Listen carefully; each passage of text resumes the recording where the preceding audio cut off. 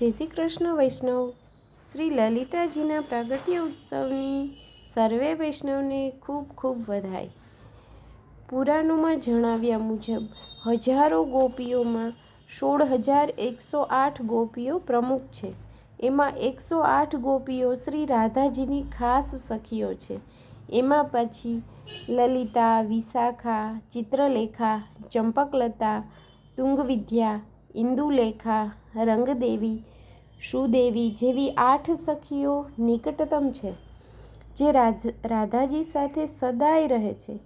એમાં પાછી ખાસ કહી શકાય તેવી સખી એટલે શ્રી લલિતાજી છે. આ લલિતાજી શ્રી ઠાકોરજી અને શ્રી સ્વામિનીજી સ્વરૂપ રાધાજીની સેવામાં સદાય રહેતી.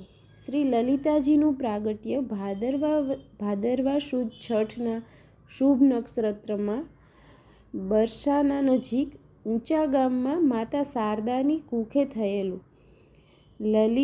લલિમા સમાન પીળો વર્ણ હોવાથી તેથી તેમનું નામ લલિતા પાડવામાં આવેલું.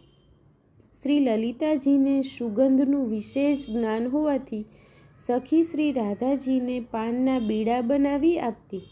રાધા અને કૃષ્ણ વચ્ચે પ્રેમપૂર્ણ રીસામણોનું સમાધાન કરાવતા તેટલા ચતુર અને સમજદાર શ્રી લલિતાજી હતા.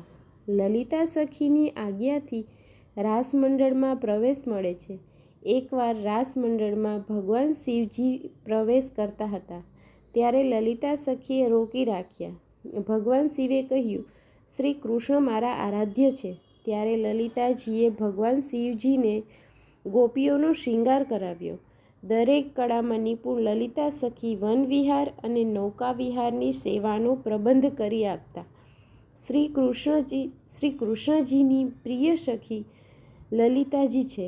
લલિતા સખીના આશીર્વાદ મેળવી ગિરિ ગોવર્ધન અને શ્રી યમુનાજીના આશીષ મળે છે. શ્રી વલ્લભાધીશ કી છે.